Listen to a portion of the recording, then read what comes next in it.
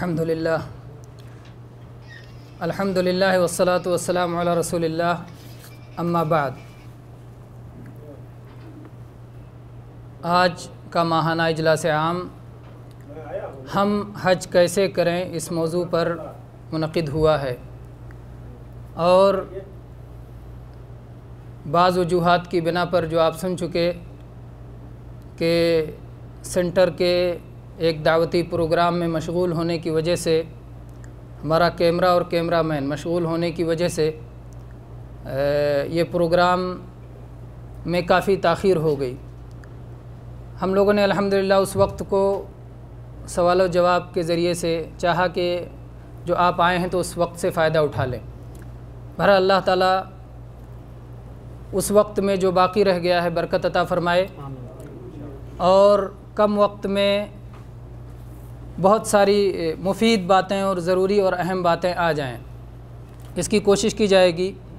رب اشرح لی صدری ویسر لی امری واحلل عقدۃ من لسانی یفقہوا قولی۔ اس مجلس میں حج پہ جانے والے بھی ہیں اور وہ بھی ہیں جو حج پہ نہیں جا رہے ہیں۔ حج پہ جانے والے یہ بات یاد رکھیں کہ آپ بہت عظیم الشان سفر پہ نکل رہے ہیں۔ یہ وہ سفر ہے جو عبادت کا سفر ہے، اور جس کے بارے میں جناب محمد رسول اللہ صلی اللہ علیہ وسلم نے فرمایا ہے، من حج ھذا البیت ولم یرفث ولم یفسق رجع کیوم ولدتہ امہ۔ جس شخص نے اس گھر کا حج کیا اور کوئی بیہودہ کام نہیں کیا، عورتوں سے متعلق جو غلطیاں ہوتی ہیں وہ نہیں کیا، گناہ کے کام نہیں کیے، نافرمانی کا کام نہیں کیا، تو وہ حج سے ایسے ہی واپس ہوگا جیسے اپنی ماں کے پیٹ سے پیدا ہوا ہے۔ اور دوسری حدیث میں جناب محمد رسول اللہ صلی اللہ علیہ وسلم نے فرمایا، الحج المبرور لیس لہ جزاء الا الجنہ، کہ جو حج مقبول ہو جائے اس کا بدلہ تو جنت سے کم کچھ نہیں ہے۔ گویا جنت کی خوشخبری اللہ تبارک و تعالیٰ کی طرف سے ہے، اور گناہوں کی معافی کی خوشخبری ہے اللہ تبارک و تعالیٰ کی طرف سے، اور اسی طرح سے دنیاوی فوائد کا بھی ذکر بعض احادیث میں آیا ہے۔ اللہ کے نبی صلی اللہ علیہ وسلم نے فرمایا کہ حج عمرہ بار بار کیا کرو، کیونکہ اس سے جیسے لوہے اور سونے چاندی کا میل کچیل آگ سے دور ہوتا ہے، ویسے حج و عمرہ سے انسان کی فقیری اور محتاجی دور ہوتی ہے اور اس کے گناہ بھی معاف ہوتے ہیں۔ بہرحال یہ بڑا عظیم الشان سفر ہے، اور یہ زندگی میں ایک بار فرض ہے۔ اس کو کہتے ہیں فریضۃ العمر، زندگی کا فریضہ، زندگی میں صرف ایک بار فرض ہے۔ آپ دیکھیں کہ اسلام کے فرائض مختلف انداز میں ہیں۔ بعض چیزیں زندگی میں ایک بار فرض ہیں جیسے حج اور عمرہ، اور بعض چیزیں سال میں ایک بار فرض ہیں جیسے صوم رمضان یا زکوٰۃ، اور بعض چیزیں دن میں کئی بار فرض ہیں جیسے صلاۃ، 5 وقت کی صلاۃ دن میں 5 بار فرض ہے۔ آپ نے فجر پڑھ لیا، اب ظہر تک آپ خالی ہیں، کوئی صلاۃ فرض نہیں۔ ظہر کا وقت آیا، ظہر آپ نے پڑھ لیا، اب عصر تک آپ پر کوئی صلاۃ فرض نہیں۔ تو یہ دن میں صرف 5 وقت فرض ہے، اور بعض فرائض ایسے ہیں جو ہر سانس کے ساتھ فرض ہیں۔ جانتے ہیں وہ فرض؟ توحید و رسالت، اشہد ان لا الہ الا اللہ واشہد ان محمد عبدہ ورسولہ، یہ وہ فریضہ ہے جو ہر سانس کے ساتھ فرض ہے۔ ہر وقت ہمیں ایمان والے وہ ہیں الذین آمنوا ولم یلبسوا ایمانہم بظلم، ایک دوسری آیت میں پڑھنا چاہتا تھا کہ الذین آمنوا ثم لم یرتابوا، ایمان والے وہ ہیں جو ایمان لے آئے اس کے بعد شک ان کے پاس سے نہیں گزرا۔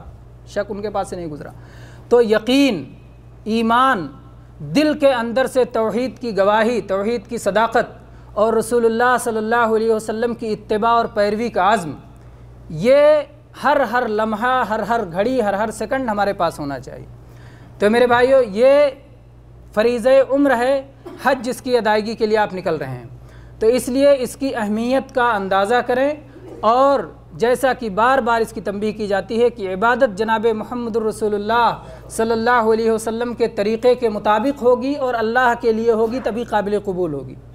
تو اللہ کے لیے تو آپ کے اپنے دل سے متعلق ہے، اللہ کے لیے بنانا، اور اللہ کے رسول صلی اللہ علیہ وسلم کے طریقے کے مطابق ہونے کے لیے پہلے تعلیم حاصل ہونا چاہیے، پہلے اس کو سیکھنا پڑے گا کہ رسول اللہ صلی اللہ علیہ وسلم کا طریقہ اس معاملے میں کیسا ہے، تاکہ وہ عبادت اللہ کے یہاں قابل قبول ہو جائے۔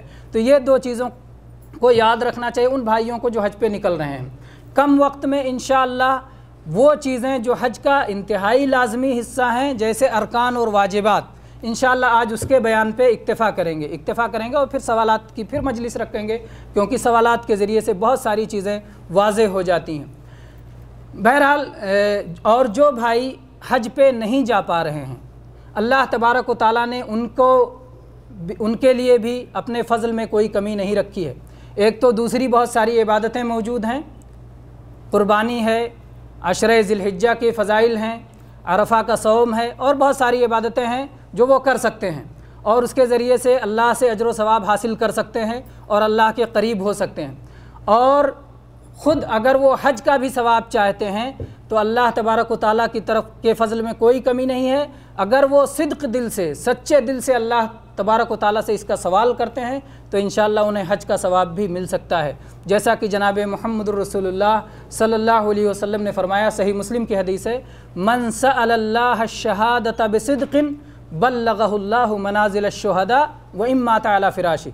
जो आदमी सच्चे दिल से अल्लाह तबारक व तआला से शहादत मांगता है, शहादत की मौत मांगता है, तो अल्लाह तबारक व तआला उसे शहादत का मकाम अता फ़रमा देता है, अगरचे वो अपने बिस्तर पे मरे, अपने बिस्तर पे वफ़ात पा रहा है, फिर भी उसे शहादत की मौत उसके लिए लिखी जा रही है, शहादत की वफ़ात उसके लिए शहादत का मर्तबा लिखा जा रहा है, क्योंकि उसने सच्चे दिल से अल्लाह से शहादत तलब की।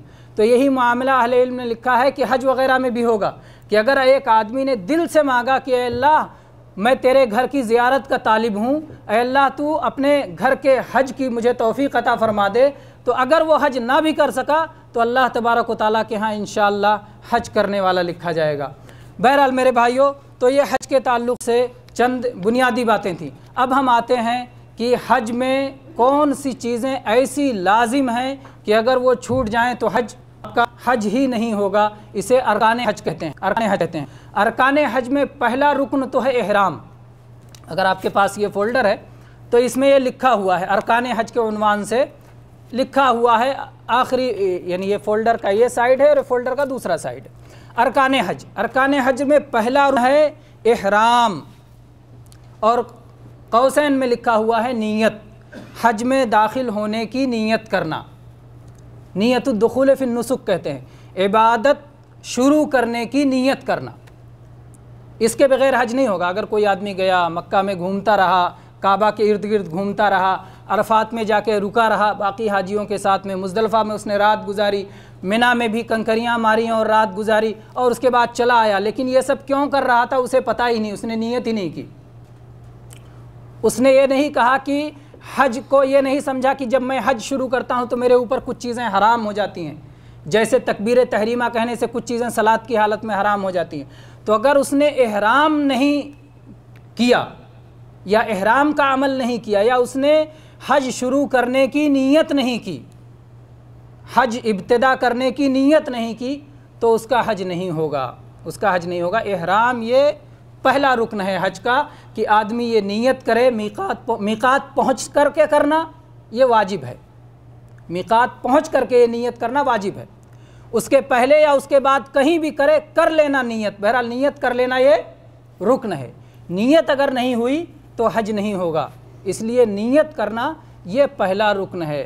तो आदमी मीक़ात पहुँच करके करे ये वाजिब है। मीक़ात अगर छूट गया और आगे चला गया, आगे जा कर के उसने नीयत कर ली तो हज हो जाएगा, लेकिन मीक़ात पे नीयत छूट जाने की वजह से उस पर दम लाजिम होगा। उसे एक कुर्बानी अदा करनी होगी, या एक बकरी दे दे या ऊँट का या गाय का 7वां हिस्सा दे दे। बहरहाल तो ये पहला रुकन है जो क़तन नहीं छूटना चाहिए, ये एहराम।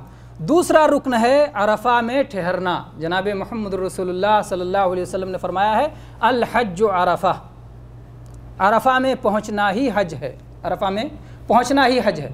अगर कोई आदमी गया, मिना में ठहरा और मिना से अरफ़ा की तरफ गया और अरफ़ात की जो मस्जिद बनी हुई है नमिरा, उसमें सलात भी पढ़ी और वहीं बैठा रह गया। आप जानते हैं कि वो मस्जिद का पूरा हिस्सा अरफ़ात में नहीं है, शुरू का हिस्सा उलमा ने अंदाज़ा ज़िक्र किया है कि अगर जो सामने की दीवार है नमिरा की, अगर वो दीवार नीचे साइड में कर दी जाए तो जहाँ तक उसकी इंतहा पहुँचेगी वहाँ तक नमिरा है।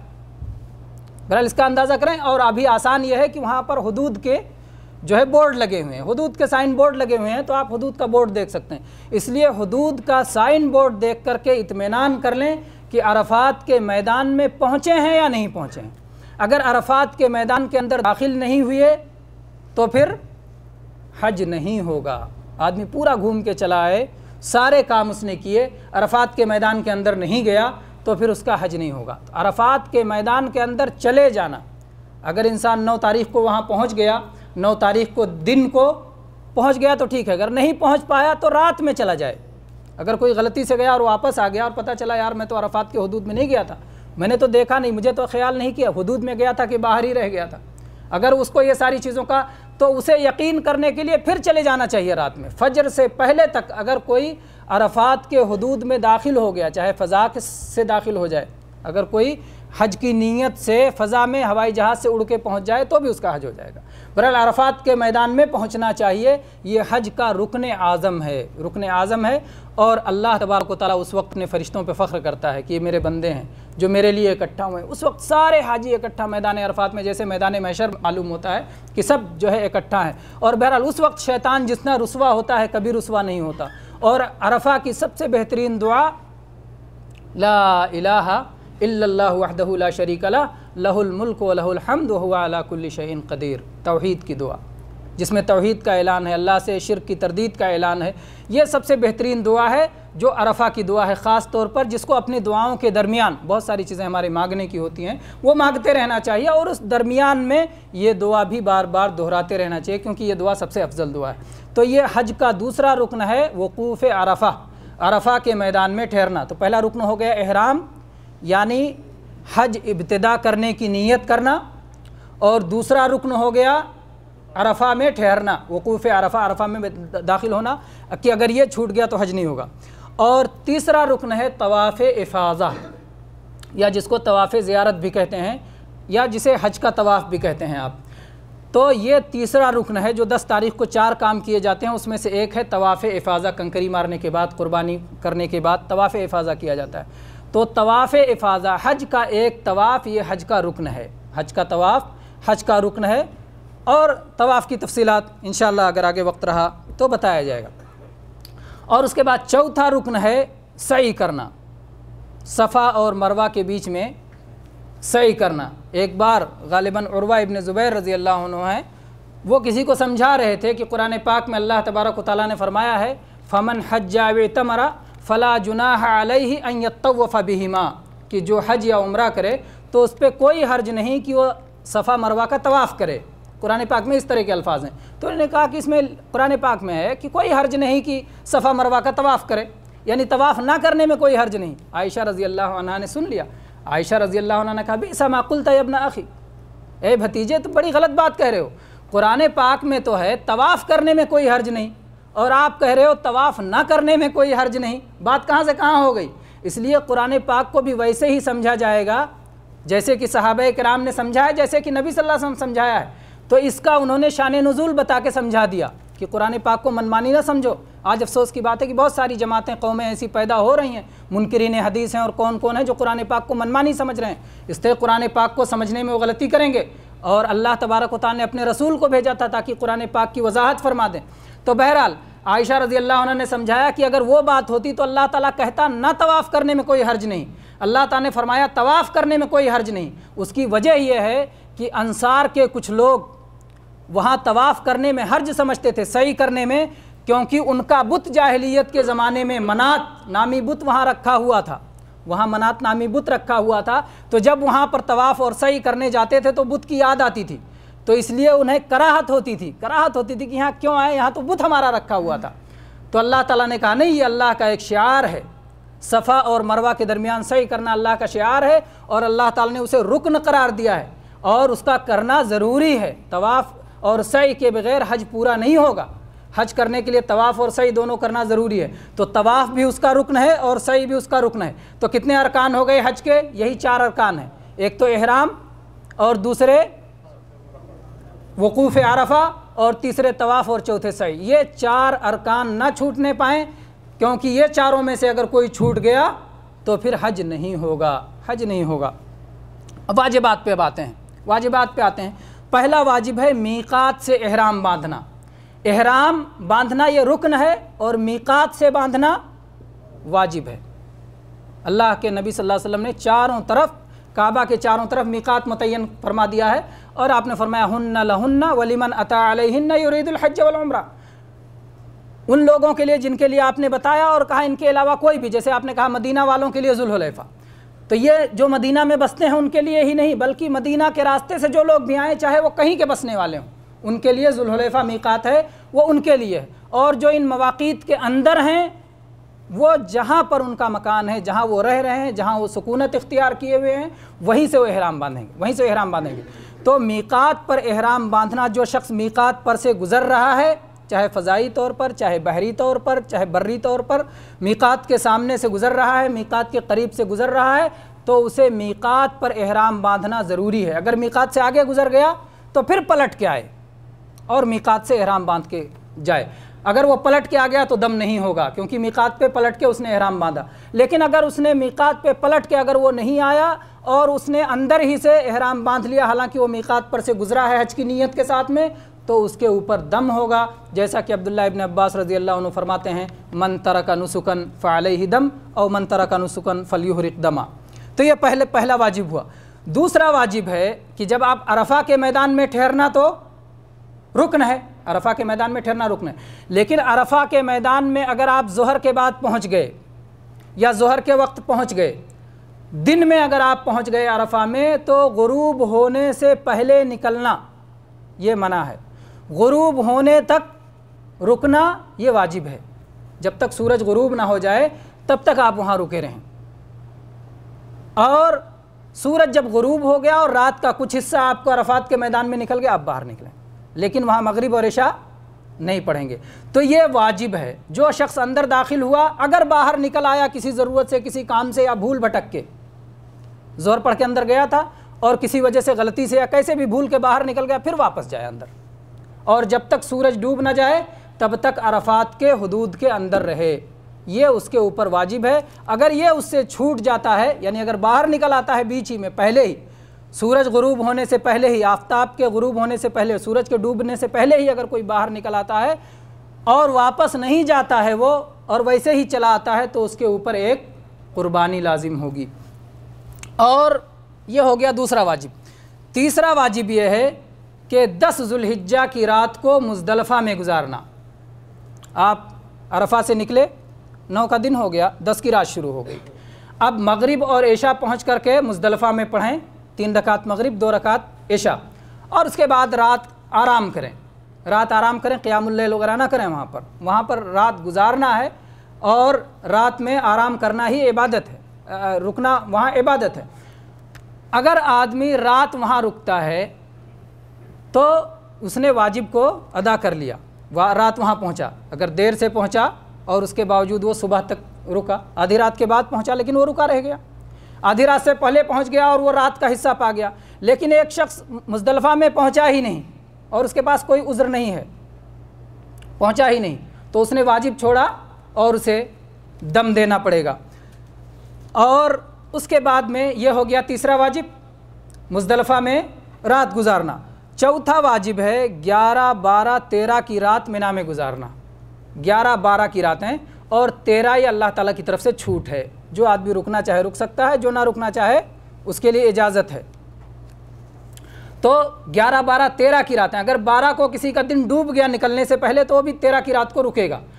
तो ये रातों को गुजारना मिना में, जिनके पास उज़्र नहीं है, अगर उज़्र हो किसी को, अल्लाह के नबी साहब ने बाज़ लोगों को इजाज़त दी थी, जैसे जो लोग हाजियों को पानी पिला रहे थे या जो कुछ ऊँट चराने वाले थे, अल्लाह के नबी साहब ने इजाज़त दी थी। ऐसे कोई अगर साहब उज़्र है तो उसके लिए इजाज़त हो सकती है। लेकिन अगर किसी के पास उज़्र नहीं है, उज़्र के बग़ैर मिना के अलावा कहीं और रात गुजारता है, तो उसने वाजिब छोड़ा और उसके ऊपर दम ज़रूरी होगा। तो ये हो गया चौथा वाजिब। पाँचवा वाजिब है फिर अय्याम तशरीक़ में जमरात को कंकरी मारना। आप जानते हैं कि 10 तारीख़ को जब आप पहुँचेंगे तो 10 तारीख़ को सिर्फ़ एक जमरा को कंकरी मारना है, जमरा अक़बा को, जो कि मक्का की तरफ है। मस्जिद खैफ के करीब में जो पहला जमरा पड़ता है वो जमरा सुग़रा, छोटा जमरा, उसके बाद दरमियानी जमरा, और उसके बाद मक्का की तरफ जाते हुए जो सबसे आखिर में जमरा है उसको जमरा अक़बा कहते हैं या बड़ा जमरा कहते हैं। बड़ा जमरा सिर्फ एक को कंकरी मारना है, और 11 जब तारीख़ हो जाए तो 11 तारीख़ को तीनों को कंकरी मारना है, जमरे सुगरा को भी, उस्ता को भी और कुबरा को भी, छोटे जमरा को भी, दरमियानी जमरा को भी और बड़े जमरा को भी। छोटा जमरा को कंकरी मारने के बाद अल्लाह अकबर कह करके 7 कंकरियाँ मारेंगे, और कंकरी अगर वहाँ जो हौज़ बना हुआ है, हौज़ के अंदर अगर आपकी कंकरी गिर जाती है तो आपकी कंकरी गोया कंकरी मारना आपका पूरा हो गया। ये ना हो कि जो दीवार बना हो दीवार पे लगना चाहिए, नहीं, दीवार पे लगने के लिए ना परेशान रहें। जो हौज़ बना हुआ है वहाँ पर वादी थी, असल में गहरी ज़मीन थी, नशेबी ज़मीन थी, तो वहाँ पर कंकरियाँ फेंकी जाती थीं। तो वो वादी की जगह पर अभी वहाँ पर वो हौज़ बना दिए गए हैं, और एक दायरा घेर दिया गया है, नीचे एकदम नीचे, और ऊपर हौज़ बना दिए गए हैं। तो अगर आपकी कंकरी हौज़ में गिर जाती है तो आपका कंकरी मारना हो गया, कंकरी मारना हो गया। और अगर हौज़ में नहीं गिरती है, मसलन आपने मारा, दीवार से कूद करके बाहर निकल गई, तो आप उस कंकरी को शुमार न कीजिए, हौज़ के अंदर कंकरी गिरना चाहिए, हौज़ के अंदर कंकरी गिरना चाहिए। तो कंकरियों को हौज़ के अंदर फेंकिए, 7 कंकरी अल्लाह अकबर कह करके। अगर आपको शक हो गया कि आपकी तो 4 ही हुई या 6 ही हुई, तो दोबारा जाके आप मारिए, 7 पूरा कीजिए, नहीं तो आपके ऊपर दम होगा, क्योंकि आपने पूरा नहीं किया। तो इस तरह से तीनों को, और तीनों दिन अगर कोई 13 को रुकता है तो 13 तक कंकरी मारना, ये वाजिबात में से है, हज के वाजिबात में से है, लाजिमी चीज़ों में से है। वक्त मान लें कंकरी मारने का। हज के पहले दिन जो जमरे अक़बा को मारना है, 10 तारीख़ को जमरे अक़बा को सूरज निकलने के बाद मारना है, सूरज निकलने के बाद से मारना है, और 11 तारीख़ को ज़वाल के बाद मारना है। ज़वाल जब ज़ोहर की अज़ान होती है, ज़वाल होते ही ज़ोहर की अज़ान होती है, उसके बाद ज़ोहर की सलात होती है। तो ज़ोहर की अज़ान से पहले अगर किसी ने कंकरी मार दी तो उसने वाजिब अदा नहीं किया, इसलिए उसको बाद में फिर मारना चाहिए, उसको फिर मारना चाहिए, या तो फिर दम देना पड़ेगा। तो ज़ोहर के बाद ही उसे कंकरी मारना है, और ऐसे ही 12 को भी ज़ोहर के बाद ही कंकरी मारना है। ये नहीं कि आज निकलना है तो जाओ पहले ही मार के आ जाओ ज़ोहर की अज़ान से पहले, नहीं, ज़ोहर की अज़ान के बाद ही नबी करीम सल्लल्लाहु अलैहि वसल्लम की सुन्नत है, और इसी को अहले इल्म ने लाजिम करार दिया है, इसलिए ज़ोहर के बाद ही कंकरी मारना चाहिए। और इसीलिए इतनी सारी आसानियाँ की जाती हैं अल्लाह ताला की तरफ से। ये और यहाँ के जो है हज के देख रेख करने वाले अल्लाह तबारक व तआला इस हुकूमत को बहुत बहुत जज़ाए खैर अता फरमाए कि इसने बहुत सारी आसानियाँ हुज्जाज के लिए की हैं। उसमें कई मंजिल बना दिए गए हैं, सबके औकात बता दिए जाते हैं, इसीलिए कब आप जाएँ तो बड़ी सहूलत है इंशाअल्लाह। उसको घबराना नहीं चाहिए कि भीड़ होगी और फलाना होगा, इंशाअल्लाह बड़ी सहूलत के साथ जब आप सुन्नत पे अमल करना चाहेंगे तो अल्लाह तबारक व तआला की तरफ से भी आसानी आएगी। तो रमी करें ज़वाल के बाद ही, ज़वाल के बाद भी 11 को और 12 को, और अगर कोई 13 को रुकता है तो 13 को भी ज़वाल के बाद ही रमी करे। ये नहीं कि 13 को तो छूट है तो पहले ही कर लो, क्या मुश्किल है। तो 13 को छूट है तो आप 12 ही को चले जाओ ना, आपको कोई रुकावट नहीं। अल्लाह ताला ने कब कहा कि नहीं 13 को रुको भी और सुबह ही मार के निकल जाओ। तो 13 को अगर रुकना है तो नबी सल्लल्लाहु अलैहि वसल्लम की सुन्नत के मुताबिक 13 को भी ज़वाल के बाद ही, यानी ज़ोहर की अज़ान हो जाने के बाद ही कंकरी मारना चाहिए। ज़ोहर की अज़ान इसलिए कह देते हैं कि आमतौर पे ज़वाल पे हो जाती है, अगर कहीं अज़ान सुनाई न दे या अज़ान ना हो तो अज़ान के लिए रुके ना रहें, यानी अगर ज़वाल हो गया तो वक्त हो गया। बहरहाल ये हो गया पाँचवा वाजिब हो गया। पहला वाजिब था मीक़ात से एहराम बांधना, दूसरा वाजिब मगरिब तक वक़ूफ़ अरफ़ा करना, और तीसरा मुज़दलिफ़ा में 10वीं रात गुजारना, और चौथा वाजिब 11, 12 और 13 की रातें मिना में गुजारना, और पाँचवा वाजिब अय्याम तशरीक़ में जमरात को कंकरी मारना। छठा वाजिब है तवाफ़ वदा करना। अल्लाह के नबी सल्लल्लाहु अलैहि वसल्लम ने फरमाया लेकुन आखिर अहदिही बिल बैत, जो मक्का से छोड़ के निकलना चाहे तो सबसे आखिरी काम जो करे वो बैतुल्लाह का तवाफ़ करे। अलबत्ता जिन औरतों को हैज़ का खून आ रहा है, निफास का खून आ रहा है, तो उनके लिए ये तवाफ़ माफ़ है। हैज़ या निफास अगर उन्हें तवाफ़ ज़ियारत कर लिया, हज का तवाफ़ कर लिया, और उसके बाद हैज़ का खून आ गया तो उसके लिए तवाफ़ माफ़ है, इस तवाफ़ के बगैर वो जा सकती है। लेकिन मर्दों को ये तवाफ़ माफ़ नहीं है, वो ये तवाफ़ करेंगे तब उसके बाद मक्का से निकलेंगे तवाफ़ वदा। अगर किसी ने इस तवाफ़ को छोड़ दिया तो जो है उसने एक वाजिब छोड़ दिया, और आप जानते हैं कि वाजिब के छोड़ने पर दम लाजिम आता है। ऐसे ही पूरे सर का बाल मूडना या कटवाना, ये भी हज के वाजिबात में से है।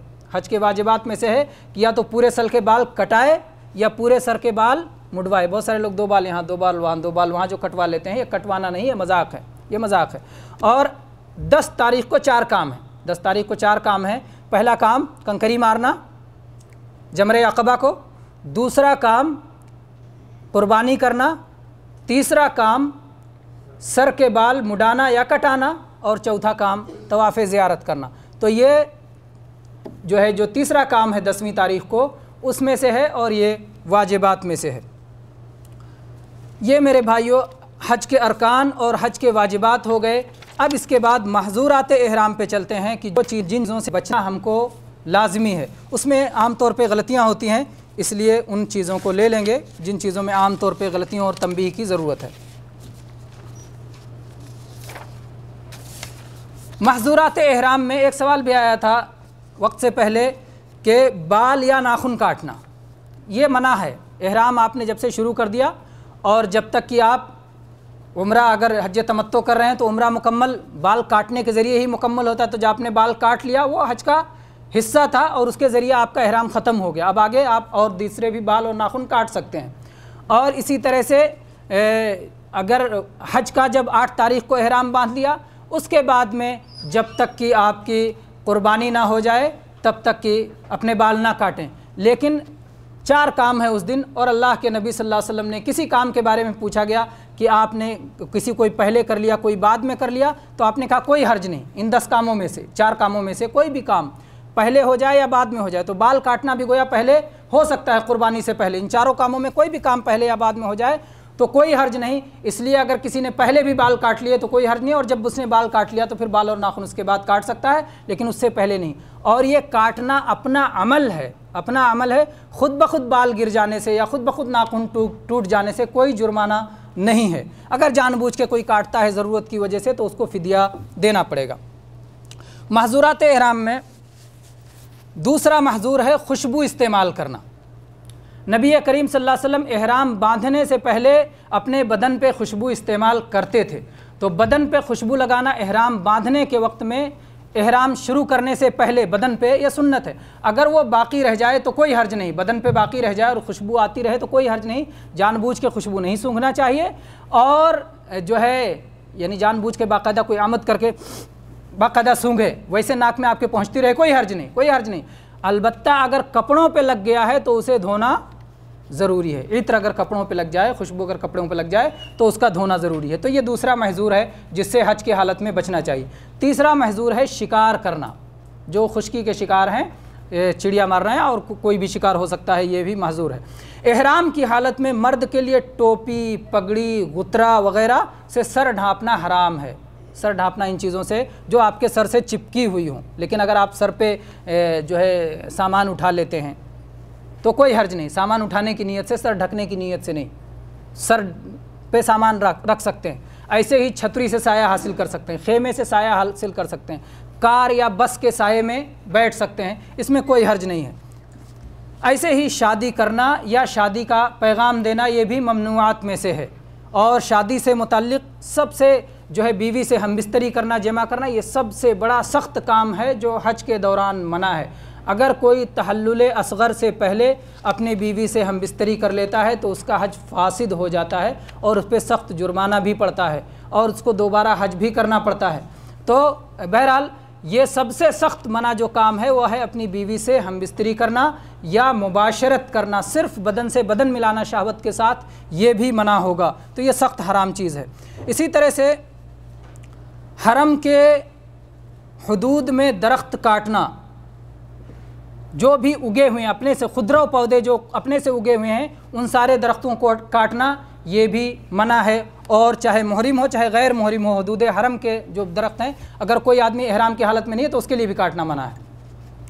उसके बाद औरत के लिए एहराम की हालत में नकाब या दस्ताने पहनना जायज़ नहीं है। लेकिन अगर गैर महरिम मर्द सामने आ जाते हैं तो ऐसी सूरत में औरत को अपना चेहरा ओढ़नी वगैरह से, दुपट्टे से ढाक लेना चाहिए, छुपा लेना चाहिए। मर्दों के लिए सिले हुए कपड़े जो बदन के एतबार से सिले गए हैं, जैसे पैंट है, शर्ट है, कमीज़ है, कोट है, پگڑی ہے، موزے ہیں، انڈر ویئر ہے، اس طرح کی چیزیں ہیں، ان سب کے پہننے سے بچنا چاہیے۔ سلے ہوئے سے بہت سارے لوگ یہ سمجھتے ہیں، اس غلط فہمی میں رہتے ہیں کہ سلے ہوئے سے مراد یہ ہے کہ کہیں بھی کوئی سلائی نہ ہو۔ ایسی بات نہیں ہے کہ کہیں بھی کوئی سلائی نہ ہو، اس سے مراد یہ ہے جو آپ کے بدن کے اعتبار سے جس کو سلا گیا ہو، جس میں آستین بنایا گیا ہو، جس میں جیب بنائی گئی ہو، جس میں پائچے نکالے گئے ہوں، اس طرح کی چیز نہ ہو، یعنی وہ لباس جو جسم کے اعتبار سے جس کو سلا گیا ہو۔ لیکن جو چادر آپ پہن رہے ہیں اس چادر میں سلائی ہو، کوئی حرج نہیں۔ جو آپ چپل پہن رہے ہیں اس چپل میں سلائی ہو، کوئی حرج نہیں۔ یا اسی طرح سے جو گھڑی پہن رہے ہیں، گھڑی کے بیلٹ میں اگر سلائی ہے تو کوئی حرج نہیں۔ اس طرح کی سلائی ہو تو کوئی حرج نہیں۔ تو جو یہ بات کہی جاتی ہے کہ سلے ہوئے کپڑے نہ پہنیں، اس سے مقصود ہے بدن کے اعتبار سے سلا ہوا نہ ہو۔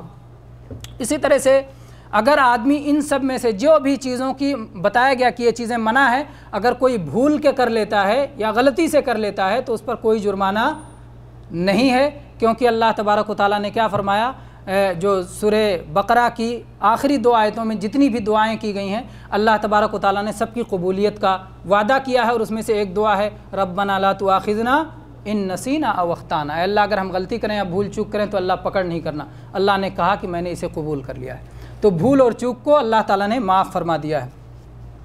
البتہ جب یاد آ جائے، جیسے خوشبو لگانا منع ہے، آپ نے غلطی سے لگا لیا، بھول سے لگا لیا، تو یاد آ جائے تو رہنے دیں؟ نہیں، یاد آتے ہی اس چیز کو فوراً ختم کرنا ہے۔ جیسے جو ہے آپ چادر اوڑھے ہوئے ہیں گردن پہ، اور آپ بھول سے آپ نے چادر کو اٹھا کے سر پہ رکھ لیا، اور یاد آیا ارے سر پہ چادر رکھنا تو حرام ہے، تو فوراً جو ہے اس کو نیچے اتار دیں گے، اور اس پر کوئی جرمانہ نہیں ہے، کوئی جو ہے غلطی نہیں۔ ایسے ہی سونے کی حالت میں بھی یہ نہیں کہ جو ہے آپ کمبل اوڑھ کے سوئیں، سر پہ چادر اوڑھ کے نہیں سوئیں، لیکن نیند کی حالت میں تو بندہ مکلف نہیں۔ اگر آپ سو گئے اور سونے کی حالت میں آپ نے ڈھک لیا سر تو کوئی بات نہیں، لیکن جب جاگے اور آپ کو یاد آیا کہ آپ احرام کی حالت میں ہے تو فوراً سر کھول لینا ہے، فوراً سر کھول لینا ہے۔ حتیٰ کہ اگر حاجی کی وفات ہو جائے تو اس کا بھی سر ڈھکا نہیں جائے گا، اس کا سر ڈھکا نہیں جائے گا۔ اللہ کے نبی صلی اللہ علیہ وسلم نے اس آدمی کو کہ جس کو اس کی اونٹنی نے اس کی سواری نے پٹک دیا تھا، آپ نے کہا کہ لا تخمروا رأسہ، اس کے سر کو ڈھکو نہیں، فإنہ یبعث یوم القیامۃ ملبیہ، یہ قیامت کے دن اٹھے گا تو لبیک پکارتے ہوئے اٹھے گا، لبیک پکارتے ہوئے اٹھے گا۔ تو اس لیے یہ بہت بڑی فضیلت ہے میرے بھائیوں۔ بہرحال تو سونے کی حالت میں بھی اور حالت احرام میں وفات پا جانے کی حالت میں بھی جو ہے سر ڈھکنا نہیں ہے۔ تو یہ کچھ چیزیں رہیں جو کہ ممنوعات میں ہیں۔ بعض غلطیاں جو لوگ کرتے ہیں ان غلطیوں پر تھوڑی سی تنبیہ ہو جائے، وقت تو بھی ہے انشاءاللہ، اور مختصر انداز میں پھر بیان ہی کر دیتے ہیں۔ ایک طرف سے اب شروع سے ایک بار بیان کر دیتے ہیں مختصر انداز میں کہ کیا کیا کرنا ہے۔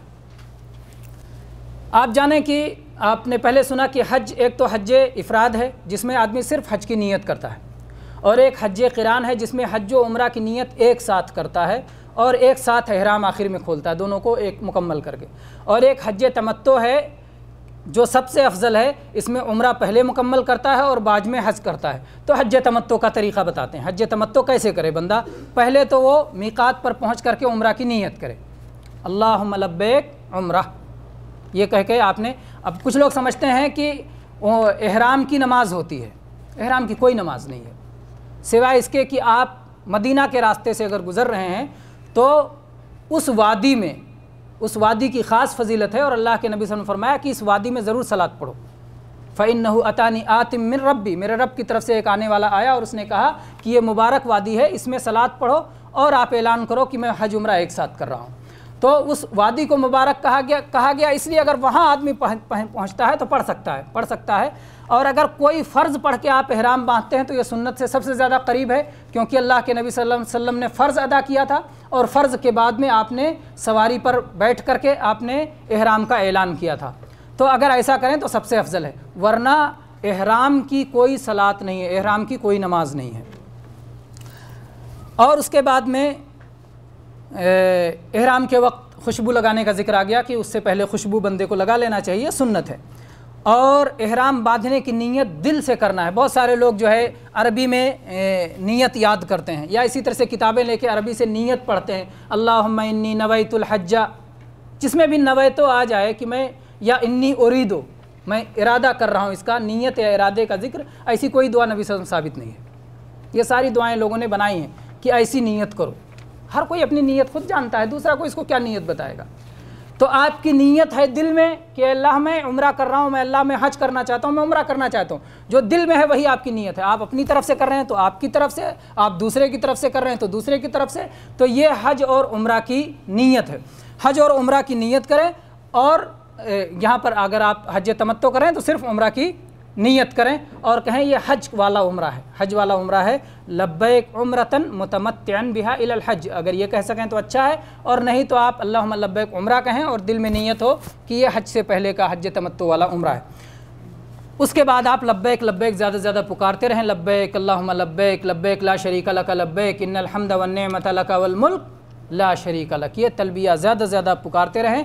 مرد ہیں تو بلند آواز میں پکاریں، عورتیں ہیں تو پست آواز میں پکاریں، اور اتنے بھی بلند آواز میں نہ پکاریں کہ اپنے آپ کو پریشان کر لیں، اس لیے کہ جب اللہ کے نبی صلی اللہ علیہ وسلم نے بعض صحابہ کرام کو دیکھا کہ وہ بہت زور زور سے کہہ رہے تھے تو آپ نے فرمایا ایھا الناس اربوا علی انفسکم فانکم تدعون سمیعا قریبا مجیبا، اے لوگوں اپنے اوپر نرمی کرو، تم جس کو پکار رہے ہو وہ سننے والا ہے، وہ قریب ہے، وہ تمہاری ہر بات کا جواب دیتا ہے، تو اس لیے پریشان ہونے کی ضرورت نہیں، لیکن یہ اسلام کا ایک شعار ہے، اس لیے بلند آواز سے کہنا چاہیے تاکہ دوسروں تک ہماری آواز پہنچے، ہماری آواز پہنچے کہ، اور تاکہ دنیا کو دکھانا ریاکاری کے طور پر نہیں بلکہ اللہ کے شعار کو بتانے کے لیے، شعار کو قائم کرنے کے لیے، حج کے شعار کو قائم کرنے کے لیے کہ اللہ کے نبی صلی اللہ علیہ وسلم اور آپ کے صحابہ بلند آواز سے پڑھتے تھے، اس لیے ہم کو بلند آواز ہی سے تلبیہ پڑھنا چاہیے، اور خاص طور پر ان جگہوں پر بلندیوں پہ چڑھتے ہوئے یا اترتے ہوئے یا حالات کے بدلتے ہوئے، جیسے صبح آنے لگے، شام ہونے لگے، ایک قافلے سے دوسرا قافلہ جس وقت مل رہا ہو، اس طرح سے جب حالات تبدیل ہو رہے ہوں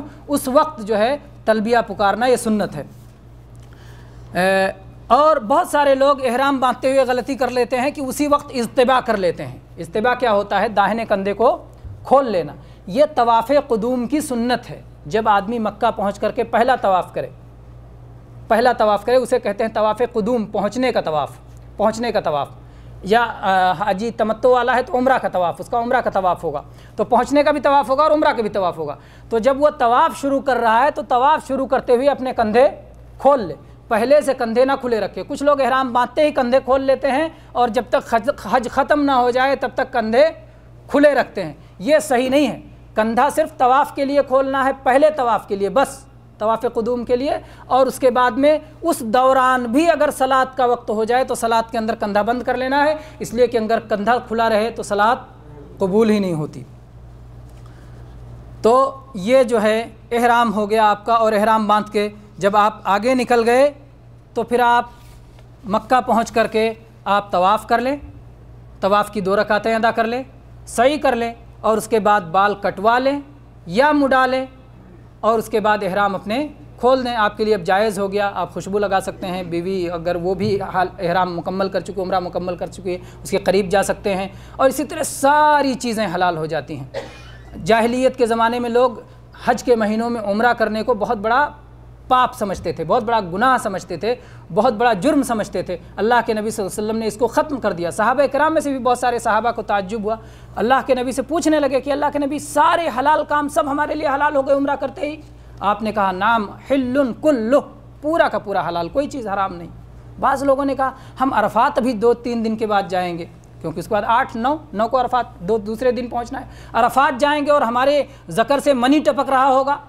اللہ کے نبی صلی اللہ علیہ وسلم فرمایا کہ افعلوا ما آمرکم بہ، میں جس کا حکم دیتا ہوں کرتے جاؤ، کیونکہ اتباع میرے بھائی، اتباع رسول اللہ صلی اللہ علیہ وسلم کی پیروی یہی اصل دین ہے، یہی اصل دین ہے۔ ومن یطع الرسول فقد اطاع اللہ، جس نے رسول کی پیروی کی اس نے اللہ کی پیروی کی۔ تو رسول کی اطاعت اس معاملے میں تو اللہ کے نبی نے فرما دیا سب حلال ہے تو سب حلال ہے، تو ساری چیزیں حلال ہو جاتی ہیں عمرہ کرنے کے بعد، حج تمتع کے بعد پوری طرح سے ساری چیزیں حلال ہو جاتی ہیں۔ اس کے بعد میں پھر جب 8 تاریخ آ گیا، اس کو کہتے ہیں یوم الترویہ، 8 تاریخ کو اب آپ ذوالحجہ کی 8 تاریخ کو حج تمتع کرنے والا نئے سرے سے حج کی نیت کرے، اور اس کے بعد میں چاشت کے وقت مکہ کی طرف نکل جائے۔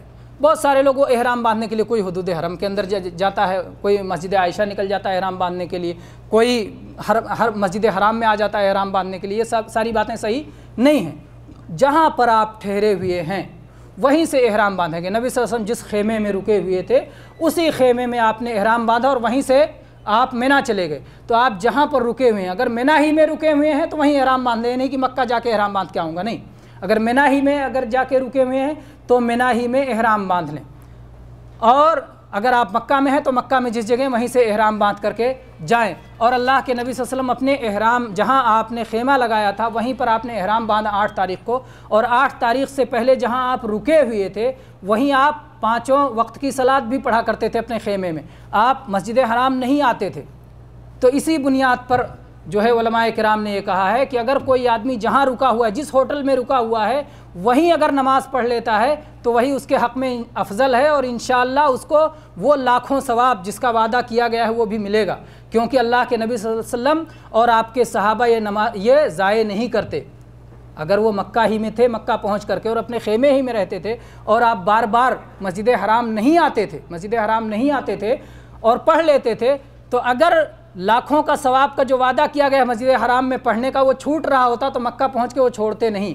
اسی بنیاد پر اہل علم نے کہا ہے کہ اگر کوئی اپنے حدود حرم کے اندر جہاں بھی پڑھے گا، جس مسجد میں بھی پڑھے گا، مرد ہے تو اسے باجماعت مسجد میں پڑھنا ہے، عورتیں ہیں تو اپنے روم میں پڑھیں گی، تو جس مسجد میں بھی پڑھے گا تو اسے مسجد حرام میں پڑھنے کا ثواب ملے گا انشاءاللہ، تو اس لیے اسے وہاں بار بار جا کے مشقت کرنے کی ضرورت نہیں ہے، اور اگر آپ وہاں جاتے ہیں تو بہرحال اس کا منظر کچھ اور ہوتا ہے، اور آپ جا سکتے ہیں، اجازت ہے، منع تو نہیں ہے۔ پھر آگے چلتے ہیں کہ وہاں پر کیا کرنا ہے۔ اب آپ احرام باندھ کر کے، حج کا احرام آپ نے باندھ لیا، اور جو حج افراد کرنے والے ہیں یا حج قران کرنے والے ہیں وہ ظاہر بات ہے جب سے انہوں نے احرام باندھا ہے وہ احرام ہی میں ہیں، کیونکہ انہوں نے درمیان میں احرام کھولا نہیں ہے۔ وہ 8 تاریخ کو وہ بھی مینا کی طرف چل دیں گے۔ مینا پہنچ کر کے 5 وقت کی صلاح وہاں پڑھنا ہے، وہاں پہنچ کے ظہر پڑھنا ہے 2 رکعتیں ظہر کے وقت میں، عصر پڑھنا ہے 2 رکعتیں عصر کے وقت میں، مغرب پڑھنا ہے 3 رکعتیں مغرب کے وقت میں، اور عشاء پڑھنا ہے 2 رکعتیں عشاء کے وقت میں، اور فجر کو پھر فجر کے وقت میں 2 رکعتیں پڑھنا ہے۔ تو یہ 5 وقت آپ نے پڑھا، اور فجر پڑھنے کے بعد پھر آپ کا اگلا دن ہو گیا 9 تاریخ شروع ہو گئے۔ تو یہ 5 وقت 5 صلاتیں وہاں اپنے اپنے وقت میں پڑھنا ہے، اور اس دوران تلبیہ آپ پکارتے رہیں گے، کیونکہ حج کی حالت میں ہے، اور حج کی حالت میں لبیک پکارتے رہنا ہے۔ یہ سب سے زیادہ جو ہے حج کی سنت ہے، لبیک اللہم لبیک، اور حاجی کو اس کا معنی نہ معلوم ہو تو یہ سب سے بڑی جو ہے افسوسناک بات ہوگی۔ جو لبیک سب سے زیادہ پکار رہا ہے اس کا معنی حاجی کو معلوم ہونا چاہیے۔ لبیک کیا معنی ہے؟ خاص طور پہ وہ لوگ جو حج پہ جا رہے ہیں، لبیک اے اللہ میں حاضر ہوں، اور میں بار بار تیری بات کو قبول کرنے کے لیے حاضر ہوں۔ استجابتم بعد استجابہ، عربی میں کہتے ہیں کہ میں تیری بات کو قبول کر رہا ہوں، تیرے حکم کی تعمیل کے لیے حاضر ہوں، صرف حاضر ہوں نہیں، تیرے حکم کی تعمیل کے لیے حاضر ہوں۔ تو میرے بھائیو، حکم کی تعمیل کے لیے کوئی جاتا ہے اور وعدہ کر رہا ہے اللہ تیرے حکم کی تعمیل کے لیے حاضر ہوں، اور مکہ پہنچ کر کے بھی جب اللہ کی طرف سے پکارنے والا پکارے حی علی الصلاۃ، آؤ صلاۃ کے لیے، تو صلاۃ چھوڑ کے بیٹھ جائے گا؟ حج کے لیے تو وہاں سے یہاں تک پہنچ گیا، اور صلاۃ کی اذان کی آواز ہو تو مسجد تک نہ پہنچے؟ ایسا نہیں ہو سکتا ہے۔ تو لبیک حاضری کا جو ہے وہ اعلان کرتا ہے، تو اس کی حاضری کا جو ہے اسے پابندی بھی کرنی چاہیے، اور اپنی زندگی کے تمام معاملات میں اللہ کے حکموں کی تعمیل کرنے والا بننا چاہیے۔ یہ ہو گیا آپ کا 8 ذی الحجہ یوم الترویہ کے کام۔ اس کے بعد جب 9 ذی الحجہ کو سورج طلوع ہو جائے، روشنی خوب اچھی طرح ہو جائے، تو اس کے بعد آپ عرفہ کی طرف چل پڑیں، میدان عرفات کی طرف آپ چل پڑیں۔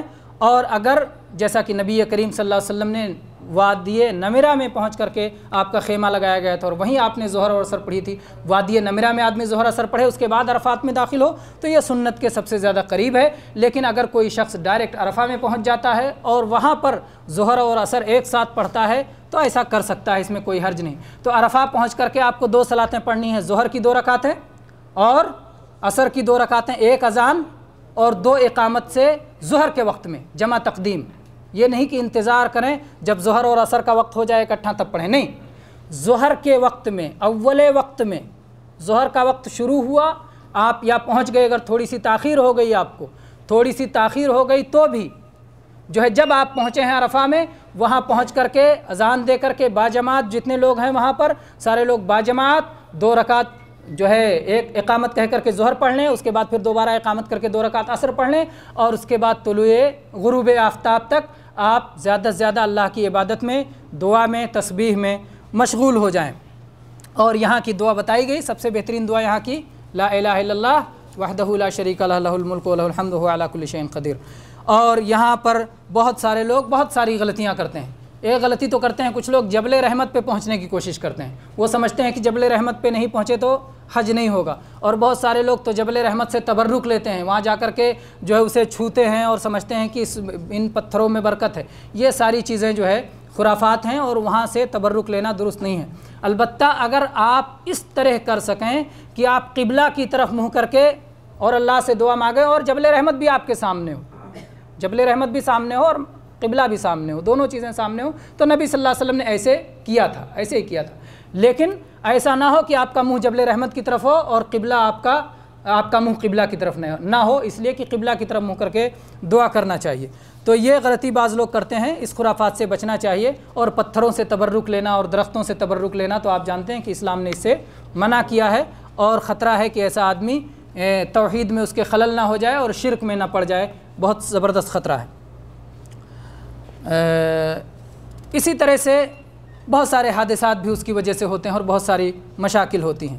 تو یہ ہو گیا آپ کا 9 تاریخ مکمل ہو گیا کہ یہ 9 تاریخ کو عرفہ میں وقوف کرنا یہ رکن ہے، اور غروب آفتاب تک وہاں ٹھہرنا یہ واجب ہے، اور یہاں زیادہ سے زیادہ دعائیں کرنا، یہاں دعاؤں کی قبولیت کا اللہ تعالیٰ کی طرف سے وعدہ ہے۔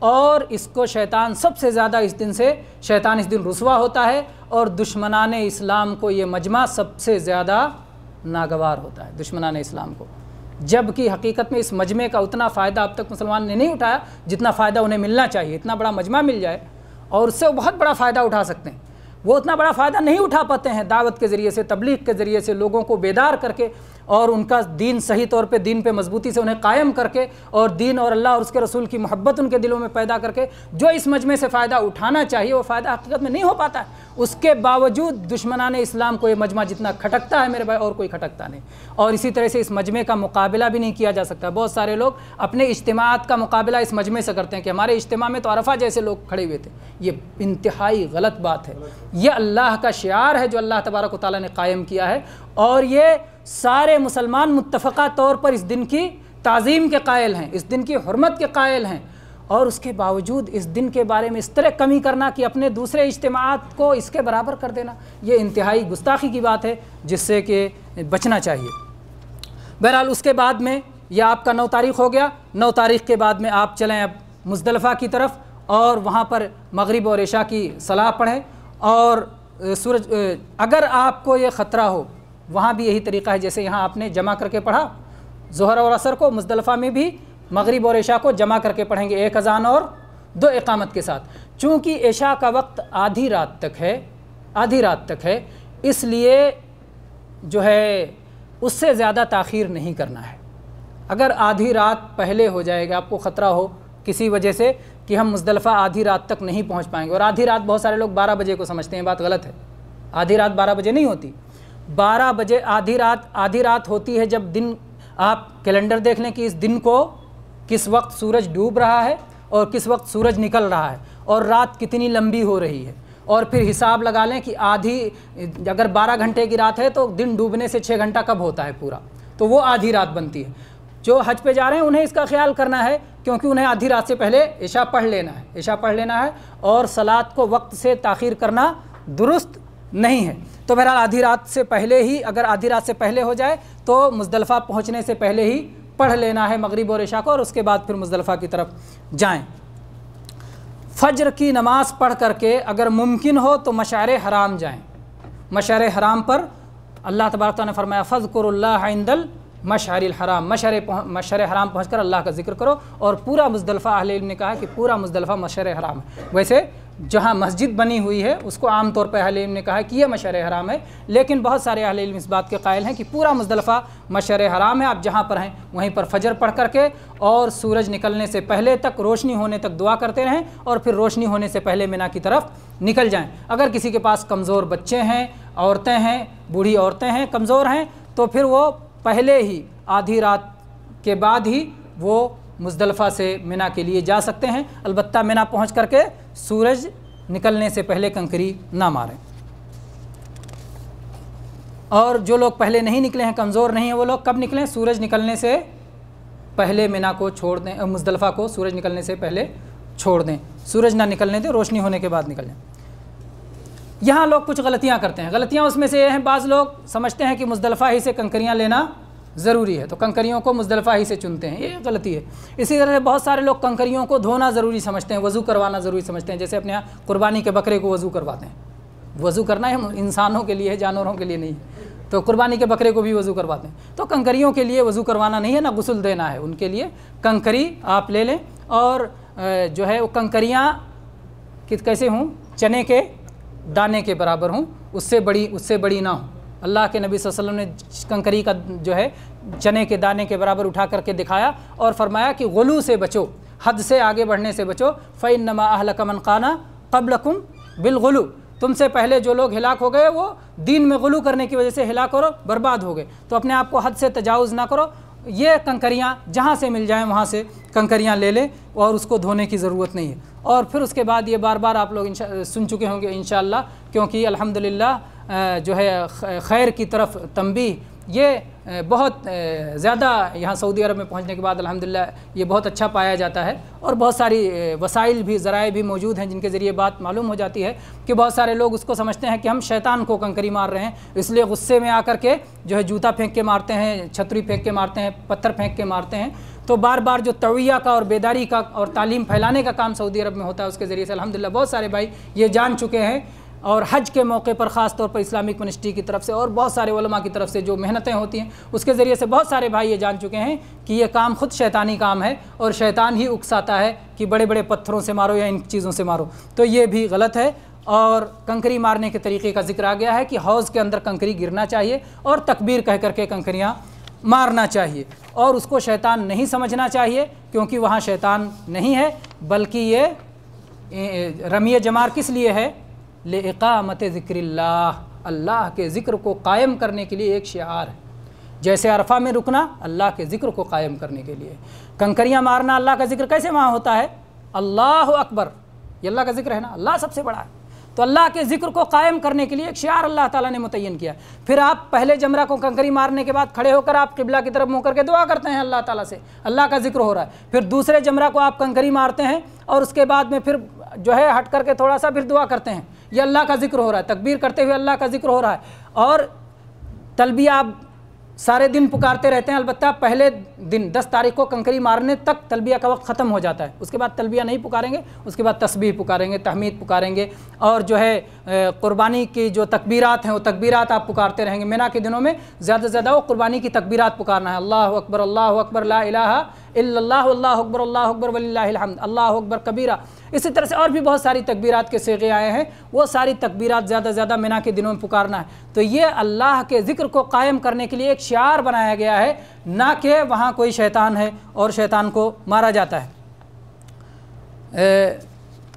تو بہرحال یہ جو ہے 11 کو اور 12 کو کنکریاں مارنا اور ہر کنکری کے ساتھ جو ہے تکبیر پکارنا، اور یہ تصور نہ رکھنا کہ یہاں کوئی شیطان ہے، بلکہ یہ سمجھنا کہ اس طرح ہم حج کا ایک رکن ادا کر رہے ہیں اور اللہ کا ذکر بلند کر رہے ہیں اور اللہ کی تکبیر پکار رہے ہیں، یہ سمجھ کر کے یہاں یہ سارے کام کرنا۔ اس کے بعد میں 10 تاریخ اب ہو گئی، رات گزار لیا آپ نے مزدلفہ میں، اور اس کے بعد صبح آپ نکل گئے مینا کی طرف۔ مینا پہنچ کر کے ابھی آپ لبیک پکارتے رہیں گے، جب آپ کنکری مارنے کے قریب پہنچ جائیں گے تو آپ تکبیر پکارنا، تلبیہ پکارنا آپ بند کر دیں گے۔ 10 تاریخ کو 4 کام بتا دیا گیا کہ وہ 4 کام آپ کو کرنا ہے 10 تاریخ کو مینا کو۔ پہلا جمرہ عقبہ کو کنکری مارنا، دوسرا کام قربانی کرنا۔ قربانی میں اگر آپ نے کسی کو وکیل بنا دیا ہے کہ میری طرف سے قربانی کر دو، جیسے بینکوں سے ٹوکن لے لیا یا اور جو طریقہ بھی آپ نے اختیار کیا، وکیل بنا دیا کسی ثقہ آدمی کو، قابل اعتماد آدمی کو آپ نے وکیل بنا دیا، تو پھر آپ قربانی کی طرف سے مطمئن ہو جائیے، اور اس کے بعد آپ اپنے بال کٹوا لیجئے، اور اس کے بعد آپ اپنے کپڑے بدل لیجئے، خوشبو لگا لیجئے، اور اس کے بعد طواف زیارت کے لیے آپ مکہ مکرمہ چلے جائیے۔ مرد تو کٹوائیں گے یا مڈائیں گے، عورتیں صرف پور کے برابر، انگلی کا جو ہے پور ہے یا انگلی کی جو چوڑائی ہے، انگلی کی چوڑائی کے برابر کاٹ لیں، یا ایک پور کے برابر جو ہے پورا بال اکٹھا جمع کر کے عورت سے کاٹ لیں۔ یہ تحلل اول ہو گیا، اور اس کے بعد میں پھر مکہ جائیں، طواف افاضہ کریں۔ طواف افاضہ یا حج کا طواف کرنے کے بعد آپ پوری طرح سے ساری چیزیں آپ کے لیے حلال ہو گئی۔ مینا میں آپ دوبارہ آئیں، عام طور سے آپ کپڑا پہنیں، اجر جو ہے اہل و عیال ساتھ میں ہیں تو ان کے ساتھ ساری چیزیں جائز اور درست ہو جاتی ہیں۔ اسی طرح سے ایک بات یہ بھی یاد رکھیں کہ حج سے متعلق جتنی قربانیاں ہیں وہ سب کے سب مکہ میں یا حدود حرم ہی میں ہوں گی۔ حج کی قربانی کوئی چاہے اپنے ملکوں میں کر لے، ہندوستان و پاکستان و بنگلہ دیش و نیپال میں کر لے تو نہیں ہو سکتا ہے، وہاں حج کی قربانی نہیں کی جا سکتی۔ حج تمتع کی قربانی، حج قران کی قربانی، دم دینے کی قربانی، فدیہ دینے کی قربانی، واجب چھوڑنے کی وجہ سے جو قربانی ہوئی، شکار کے وجہ سے جو قربانی آپ پہ لازم ہوئی، جو بھی قربانیاں ہو رہی، کوئی بھی قربانی آپ جو ہے منا، مکہ اور حدود حرم، منا حدود حرم میں آتا ہے، مزدلفہ بھی حدود حرم میں آتا ہے، تو حدود حرم میں یا مکہ کے اندر ہی وہ قربانیاں کر سکتے ہیں، حدود حرم سے باہر جدہ میں نہیں کر سکتے کیونکہ جدہ حدود حرم میں نہیں آتا ہے، تو حدود حرم کے اندر ہی ان قربانیوں کو کرنا جو ہے زائد۔ اسی طرح سے یہ بات بھی جانیں کہ حاجی کے لیے عید کی نماز نہیں ہے۔ بہت سارے لوگ پریشان رہتے ہیں کہ ہم بقرعید کہاں پڑھیں گے۔ حاجی کے لیے صلاۃ عید نہیں ہے، اس کی عید وہی سب ہے، کنکریاں مارنا اور یہ سارے کام اس کے لیے عید ہیں۔ اور اس کے بعد میں پھر 11 اور 12 اور 13 کو آپ سن چکے ہیں کہ ان کو کنکریاں مارنا اور ان کی راتیں گزارنا یہ آپ پہ واجب ہے، اور اگر کوئی 13 تک رکتا ہے تو یہ سنت ہے، اور اگر نہیں رکتا ہے تو 12 کو دن ڈوبنے سے پہلے وہاں سے نکل جائے۔ اور طواف وداع کے بارے میں آپ نے جانا کہ یہ واجب ہے، البتہ حیض و نفاس اگر کسی عورت کو آ رہا ہے تو اس کے اوپر واجب نہیں ہے۔ تو یہ مسائل تھے۔ اللہ تبارک و تعالی ہم کو حج کا فریضہ اپنے نبی کریم صلی اللہ علیہ وسلم کے بتائے ہوئے طریقے کے مطابق جو ہے ادا کرنے کی توفیق عطا فرمائے، اور حج پر جانے سے پہلے اس طریقے کو سیکھنے کی توفیق دے، کیونکہ اللہ کے نبی صلی اللہ علیہ وسلم نے ہی خود فرمایا تھا اپنے صحابہ کو مخاطب کر کے، خذوا عنی مناسککم، مجھ سے اپنی عبادت کا طریقہ، حج کی عبادت کا طریقہ سیکھ لو۔ تو اس لیے نبی صلی اللہ علیہ وسلم نے کیا بتایا وہ آپ سے سیکھنا چاہیے۔ وآخر دعوانا الحمدللہ رب العالمین صلی اللہ علیہ نبینا وسلم۔ کچھ جو ہے سوالات آئے ہیں۔ واجبات میں سے کوئی واجب چھوٹ جائے اور کئی سال کے بعد معلوم ہو تو کیا ہوگا؟ کیا ہوگا شیخ؟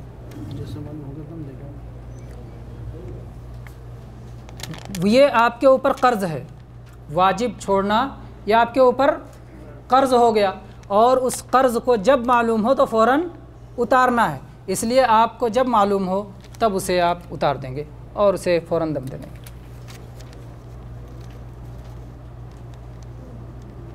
یہ ایک اہم سوال ہے۔ جو لوگ یہاں سے حج کرنے جاتے ہیں ان کا ٹینٹ مزدلفہ میں دیا جاتا ہے، اور کبھی کبھی جو ہے منی سے پہلے عزیزیہ میں بھی دے دیا جاتا ہے مکہ میں۔ ایسے لوگ مزدلفہ اور منی ایک وقت کو ایک ہی جگہ گزارتے ہیں، جائز ہوگا؟ یہ دوسرا سوال، یہ دوسرا سوال ہے، عزیزیہ والا نہیں۔ بہرحال وہ سوال بھی اس سوال کے اندر آ جاتا ہے۔ اگر کسی آدمی کو منی میں جگہ نہیں ملی، منی میں جگہ نہیں ملی تو وہ منی کے آس پاس میں رہ سکتا ہے، منی کے آس پاس میں رہ سکتا ہے۔ اس کو اہل علم نے جو ہے شرعی مصلحت کے مطابق جو ہے بتایا ہے کہ اگر منی میں جگہ آپ کے لیے نہیں ہے تو منی کے آس پاس رہ سکتے ہیں۔ جیسے مسجد میں آپ صلاۃ پڑھنے جاتے ہیں اور جب مسجد میں جگہ ختم ہو جاتی ہے تو اس سے صف لگاتے ہوئے آپ جہاں تک چلے جائیں سب کے سب وہ آپ کی عبادت قبول کی جاتی ہے۔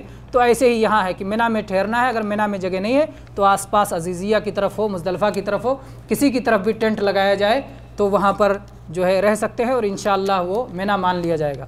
البتہ اس میں جو سوال ہے کہ منی اور مزدلفہ کیا وہ دونوں بن سکتا ہے؟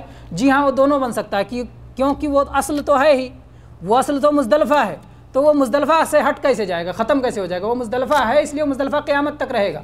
اسی لیے آج جو وہاں خیمے لگا دیے گئے ہیں تو وہاں پر مزدلفہ کے حدود یہ نہیں کہ ختم کر دیے گئے، نعوذ باللہ، حدود وہی لکھے گئے ہیں۔ ہو سکتا ہے کل اللہ تعالیٰ کوئی ایسی سبیل پیدا کر دے کہ منی سے مزدلفہ نہ جانا پڑے، منی ہی میں حاجیوں کے لیے سارے انتظامات ہو جائیں۔ اس لیے منی کے حدود الگ ہیں اور عرفہ کے حدود الگ ہیں، اور دونوں معلوم ہیں۔ تو مزدلفہ تو اصلاً مزدلفہ ہی ہے، اور وہ آپ کے لیے منی اس لیے بن جاتا ہے اگلے دن کیونکہ منی میں جگہ نہیں رہ گئی۔ جب منی میں جگہ نہیں رہ گئی تو اب منی کے پاس میں آپ کھڑے ہو گئے۔ اگر جگہ ہوتی تو آپ کے لیے باہر کھڑا ہونا درست نہیں ہوتا۔ تو اگر منی میں جگہ ہے تو آپ کے لیے باہر درست نہیں، تو منی میں جگہ ختم ہو جانے کی وجہ سے مزدلفہ منی بھی ہو سکتا ہے، اور خود مزدلفہ تو وہ ہے ہی۔ واللہ اعلم۔ اسی طرح سے یہ سوال جو ہے شروع میں شاید پڑھا گیا تھا، جواب نہیں آیا تھا، حج کرنے کے لیے پاک اور حلال کمائی کا پیسہ ہونا ضروری ہے، ایسی صورت میں دوسرے لوگ پیسہ دے کر حج کرا سکتے ہیں؟ یہ سوال کچھ بہت زیادہ واضح نہیں ہے، مجھے نہیں سمجھ میں آ رہا ہے کہ کیا کہنا چاہتے ہیں۔ حلال کمائی تو درست ہے کہ بغیر نہیں حج ہوگا، کیونکہ اللہ کے نبی صلی اللہ علیہ وسلم نے فرمایا ان اللہ طیب لا يقبل الا طیبا، اللہ تبارک و تعالیٰ طیب اور پاک ہے اور وہ پاک ہی چیزوں کو قبول کرتا ہے، اور حرام کمائی ہے، ناپاک ہوتی ہے، اللہ تعالیٰ اسے قبول نہیں کرتا۔ کیا دوسرے کسی کو، یعنی ایک آدمی حرام کما رہا ہے اور حج پہ جانا چاہتا ہے، کوئی دوسرا اپنا حلال کمائی دے دے اس سے وہ حج پہ جائے؟ شاید یہ کہنا چاہتے ہیں۔ اگر ایسا کہنا چاہتے ہیں تو میرے بھائی سب سے پہلے تو اسے توبہ کرنا چاہیے اور اس کو اپنی حرام کمائی چھوڑنا چاہیے۔ توبہ یہی ہے کہ وہ آپ اپنا حرام کام چھوڑو، یہ تھوڑی توبہ کہ ایسے توبہ کرتے رہو اور کرتے بھی رہو، اس کو توبہ نہیں کہتے، یہ مذاق کہتے ہیں، اس کو مذاق کہتے ہیں، کھلونا کہتے ہیں۔ شیخ کچھ کہنا، جزاک اللہ۔ ہو سکتا ہے سوال کرنے والے نے یہ مراد لیا ہو، جیسا صحیح نے کہا تو ہے، یہ بھی مراد لیا ہو کہ میں حرام کما رہا ہوں، میں تو حج نہیں کر سکتا، لیکن حرام پیسے سے دوسرے کو حج کرا سکتا ہوں، تو جو ہمارے لیے حرام ہے دوسرے کے لیے بھی حرام ہے۔ شیخ صاحب میرا ایک سوال ہے کہ جیسے کہ یہاں پہ کافی آسانی ہے سعودی عرب میں، جو یہاں پہ ملازم ہے وہ اپنے ماں باپ کو جو ہے وہ بلاتے ہیں پاکستان سے، بنگلہ دیش سے، لیکن جب آپ ویزا پروسیس کرتے ہو اس ویزا میں نیچے عربی میں لکھا ہوتا ہے کہ آپ کو اپنے ماں باپ کو، یہ وزٹ ویزا ہے، اس پہ آپ حج یا عمرہ نہیں کروا سکتے۔ جی جی، لیکن لوگ جو ہے کافی لوگ اس کو اس کی مخالفت کرتے ہیں، گاڑی میں لے کے یا کسی اس کی مخالفت کرتے ہیں، بہرحال ہاں کسی طرح سے جو ہے وہ حج کرواتے ہیں یا عمرہ کرواتے ہیں۔ جی جی، گورنمنٹ کی پالیسی ہے، انہوں نے منع کیا ہوا ہے اور ہم اس کی مخالفت کر کے ان کو جو ہے وہ اپنے ماں باپ کو وزٹ ویزا پہ یا بہنوں کو یا بھائیوں کو حج کروا رہے ہیں، تو یہ حج قبول ہوگا یا نہیں ہوگا؟ دوسری چیز یہ ہے کہ کچھ لوگ ایسے ہوتے ہیں جیسے لیبر طبقہ ہے، ان کے پاس اتنے پیسے نہیں ہوتے ہیں، 400 ریال 300 ریال یا 500 ریال اس کی تنخواہ ہے، اور وہ کسی ایجنسی کے تھرو جاتے ہیں اور ان کی تشریح نہیں بنتی اور وہ بس میں سفر کرتے ہیں۔ میں نے سنا ہے کہ وہ پل کے بعد پھر پولیس کو وہ کراسنگ کرواتے ہیں، یہ وہ لوگ حج کرتے ہیں، تو ان کا بھی حج ہوگا یا نہیں ہوگا؟ یہ دو سوال ہے میرے اس میں تھوڑا سا۔ الحمدللہ، سب سے پہلے تو ایک بات جان لیں کہ اللہ تبارک و تعالیٰ نے ہر مسلمان پر اولو الامر کی اطاعت کو لازم قرار دیا ہے، اگر وہ اللہ اور اس کے رسول کے حکم سے نہ ٹکراتا ہو، اور ظاہر بات ہے کہ یہ حکم جو بنایا جاتا ہے یہ اللہ اور اس کے رسول کے حکم سے نہیں ٹکراتا ہے، اور یہ مسلمانوں کی مصلحت عامہ کو دیکھتے ہوئے اور حاجیوں کی مصلحت کو دیکھتے ہوئے یہ نظام بنایا گیا ہے تاکہ ان لوگوں کے لیے اچھی طرح انتظامات کیے جا سکیں، اور اسی لیے کافی کوٹے بھی بڑھائے ہوئے ہوتے ہیں، اور خاص طور پہ جن پہ حج فرض ہوتا ہے، جو پہلی بار حج کرتے ہیں، ان کو سب سے پہلے موقع دیا جاتا ہے، اور جو دوسری بار یا تیسری بار آتے ہیں ان کو کہا جاتا ہے کہ دوسروں کے لیے موقع چھوڑو، کیونکہ اللہ نے ایک ہی بار جو ہے حج فرض کیا ہے، اس سے زیادہ فرض نہیں کیا ہے، تو جن بھائیوں پہ فرض ہے ان کو موقع دو۔ تو اس طرح سے یہ مسلمانوں کی مصلحت کے لیے ہے، اس لیے اس قانون کا جو ہے احترام ہونا چاہیے اور مسلمانوں کو اس قانون کا پاس کرنا چاہیے، اور اس کے بغیر بلا تصریح کے حج نہیں کرنے جانا چاہیے۔ اس میں جو بہت ساری غلطیاں کی جاتی ہیں، اور خاص طور پہ وہ لوگ جو نفلی کرتے ہیں اور حج گنوانے کے لیے خالی کرتے ہیں، ہر سال حج کرنے جا رہے ہیں، پتہ چلتا ہے کہ وہ لوگ نہ 5 وقت کے صلاۃ کے پابند ہیں، نہ اپنے مال کا صحیح حساب رکھ کے زکوٰۃ دیتے ہیں، نہ صوم کی صحیح پابندی کرتے ہیں، اور نہ دوسری چیزوں کی پابندی کرتے ہیں جو اسلام کے واجبات اور فرائض ہیں، حلال و حرام جو چیزیں ہیں ان چیزوں کا وہ کوئی خیال نہیں کرتے، لیکن حج گنوانے کے لیے کہ ہم نے 10 حج کیا اور ہم نے جو ہے اتنے حج کیے، حج گنوانے کے لیے وہ بار بار حج کرنے جاتے ہیں، ایسے لوگوں کے لیے تو قطعاً جو ہے ایسا سخت منع ہوگا اور سخت گناہ ہوگا۔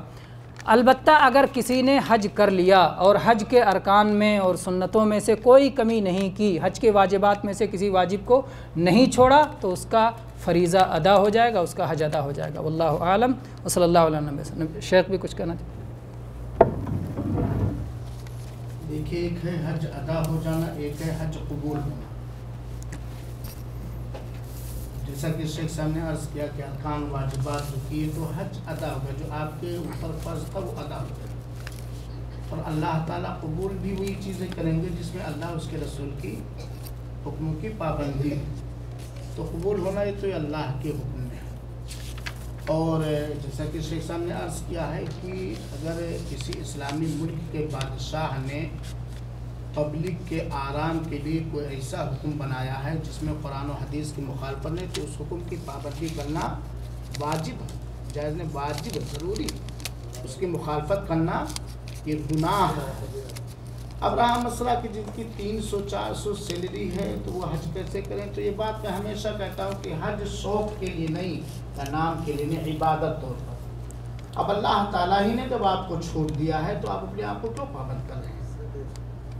अल्लाह ने इस्तिताअत पर कहा ना, ताकत है तो, नहीं ताकत है तो शेख साहब ने पहले ही अर्ज किया, आप दुआ करो और सच्ची नीयत रखो कि अगर मेरे पास माल रहा तो मैं हज करूँगा। तो इंशाअल्लाह अज़ीज़ अगर हज ना भी कर सके तो उसका अजर सवाब पाएंगे। और मेरा तो ये ऐलान है, जो बिना तसरीह के ले जा रहा उसे पकड़वा देना चाहिए, बिल्कुल उसे पकड़वाना चाहिए, ये इस्लाम के हुक्म के मुताबिक है। मैं पिछले साल हज पे था और बहुत हम लोगों ने देखा है, ये जो 1800-1200 का ऐलान लगा करके मार्केटों में अपनी तिजारत चमका रहे हैं, ये सारे के सारे फराडी हैं, मैं दावे के साथ कह सकता हूँ। एक तो ये तसरीह नहीं निकालते, अरफा में डायरेक्ट पहुँचाने की कोशिश करते हैं, चेक पोस्ट पर 3 बार 4 बार लौटाते हैं, और ख़ासतौर पर औरतें वहाँ और परेशान हो जाती हैं, ना कहीं पखाने का टेंट है, ना घंट है, ना कुछ है, ना हाजी तबाह हो बर्बाद हो जाता है। लेकिन हाजी साहब को शौक है, हम हाजी साहब हो गए। तो ये हुकूमत की मुखालफत है। और ऐसे लोग बिना तसरीह, भाई आप अपने घर में मेहमान बुला रहे हैं तो जितनी आपकी कैपेसिटी है कि मेहमानों को तकलीफ ना हो, उनकी अच्छी तरह से खातिर बात हो जाए, उतने बुलाएंगे ना। क्या हुकूमत सऊदीया की जिम्मेदारी कि सारे सऊदियों को बुला ले, सारे अजनबियों को बुला ले, सारे पाकिस्तान इंडिया वालों को बुला ले? और अल्हम्दुलिल्लाह सऊदी हुकूमत ने ये उलमा के मशवरे के बाद कानून बनाया है, हर 5 साल पे एक बार इजाज़त मिलती कि नहीं मिलती है? हर 5 साल पे मिलती है। अब बेचारे तसरीह वाले इतने पैसे दे के आराम से कि हम सुकून से अल्लाह के घर की ज़ियारत करेंगे, उनके लिए परेशानियां हो जाती, कंकड़ी मारने में, कुर्बान गाह में, तवाफ़ करने में, रास्ते में चलने में और ईज़ करने में। लिहाजा मेरे भाइयों, लोग पूछते हैं मौलाना नंबर 2 से हज करना कैसा है? उसका नाम क्या देते बिना तस्वीर वालों का? नंबर 2। मैं कहता हूँ भाई आप ही फतवा ले लो कि अगर कोई कहे बम्बई में नंबर 2 की कमाई कर रहा हूँ तो उसके बारे में आप क्या तस्वुर करोगे? तो मेरे भाइयों, हज ज़िंदगी में एक बार फ़र्ज़ है, इस्तिताअत पर फ़र्ज़ है।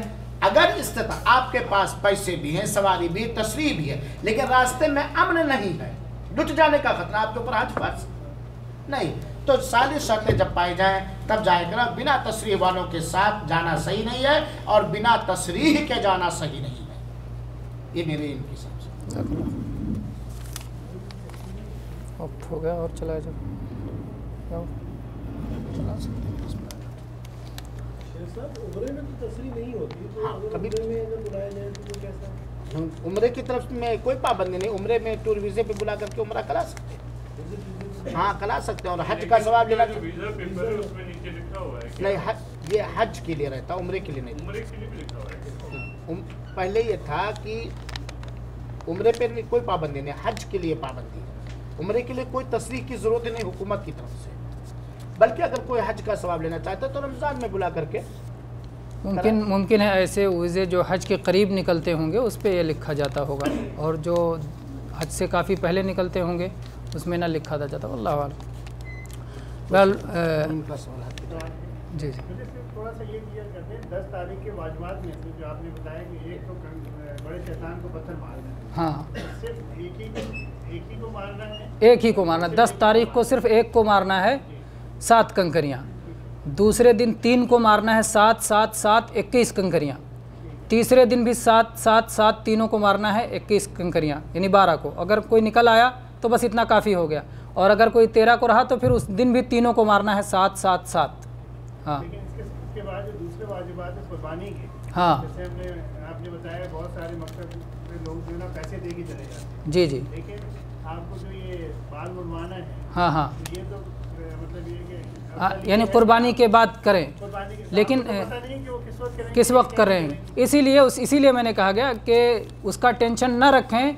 जब अल्लाह ताला की तरफ से ये आसानी है कि इन 4 कामों में कोई भी चीज़ आगे पीछे हो जाए, अल्लाह के नबी सल्लल्लाहु अलैहि वसल्लम ने से उस दिन जितना भी पूछा गया, मा मिन शैइन क़ुद्दिम वला उख़्खिर, जो भी चीज़ आगे या पीछे कर दी गई तो आपने कहा इफ़अल वला हरज, करो, कोई हरज की बात नहीं। तो जब उसमें कोई हरज की बात नहीं, अल्लाह ताला की तरफ से आसानी है, और शायद अल्लाह तबारक व तआला ने मुक़द्दर किया, उनको ज़ाहिर बात है अल्लाह गैब जानता है, क़यामत तक जानता है क्या हालात पैदा होने वाले, उस हिसाब से अल्लाह ताला ने ये आसानी इसमें दे रखी है कि आप उसके कोई, हत्ता के अगर कोई कंकरी मारने से पहले बाल मुड़ा दे, कोई हर्ज नहीं, कोई आदमी जो है पहले जाके तवाफ़ कर ले, कोई हर्ज नहीं, कोई भी चीज़ आगे पीछे हो जाए, रमई तो कबला अन अज़बह, ज़बह तो कबला अन, तवाफ है, बहुत जी।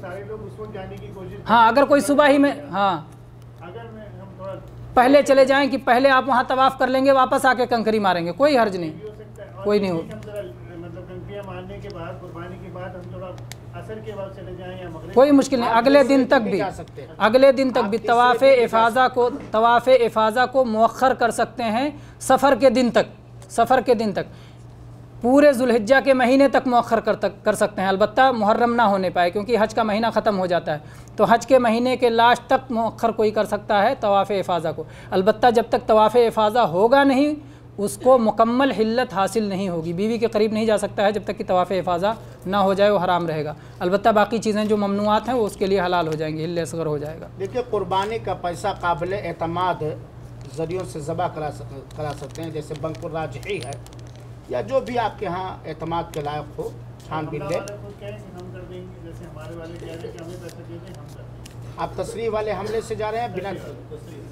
हाँ, तो हो सकता है उन लोगों के पास इंतज़ाम हो। और अगर कोई हमला वाला हो या बैंक वाला हो, अगर आपको टाइम दे रहा है कि फ़ला टाइम आपकी कुर्बानी हो जाएगी, तो अपने इस दावे में वो टोटल झूठा है। कैसे? जैसे मैं एक ठेकेदार हूँ जानवरों के लेने का, मैंने 50,000 जानवर ख़रीदा है, बंकर आज ही मिसाल के तौर पर हूँ, मैंने 50,000 जानवर ख़रीदा है और 50,000 टोकन हमने बेचा है। तो आपका टोकन लेकर के आपके नाम, आपके पैसे से कौन सा जानवर ख़रीदा गया वो नाम तो मैंने नहीं डाला। कब से मैंने ज़बह किया? वहाँ जो कुर्बानी का वक्त है उस वक्त से ज़बह होना शुरू हो जाता है। तो अगर कोई कह रहा कि भाई उस वक्त तक बाल ना कटाना जब तक कि तुम्हारी कुर्बानी 11 बजे हो जाएगी, तो उसको 2 तमाचे मारिए, वो झूठा है। बात समझ में आ गई कि नहीं है? और जैसा कि शेख साहब ने बताया है कि 4 काम तरतीब से करना अफजल है, और अगर बिना तरतीब के हो जाए तो भी कोई आपके हज में कमी नहीं आएगी। और तवाफ़ी से आप कुर्बानी दूसरे दिन भी कर सकते हैं, बाल दूसरे दिन कटा सकते हैं, जो पाबंदियाँ वो रहेंगी। और हज ज़ियारत जो है तवाफ़ वदा के साथ भी कर सकते हैं। अगर आपने तवाफ़ ज़ियारत को लौटते वक्त किया तो वही आपका तवाफ़ ज़ियारा भी हो गया, वही आपका तवाफ़ वदा भी हो गया। बस सही आपको करनी पड़ेगी, अलग से तवाफ़ वदा नहीं करना पड़ेगा, क्योंकि तवाफ़ वदा का मतलब है कि कोई आखिरी तवाफ़ खाने काबा छोड़ते वक्त। मिसाल के तौर पर आपने 10 को तवाफ़ ज़ियारा नहीं किया, 11 को भी नहीं किया, 12 को जब आप लौट रहे हैं अहसा के लिए, तो आप आए खाने काबा, तवाफ़ ज़ियारा की नीयत से आपने तवाफ़ ज़ियारा किया, वही आपका आखिरी तवाफ़ हो गया कि नहीं हो गया। उसके बाद सफ़ा मरवा का सही है, आसानी से फ़ायदा भी उठा सकते हैं।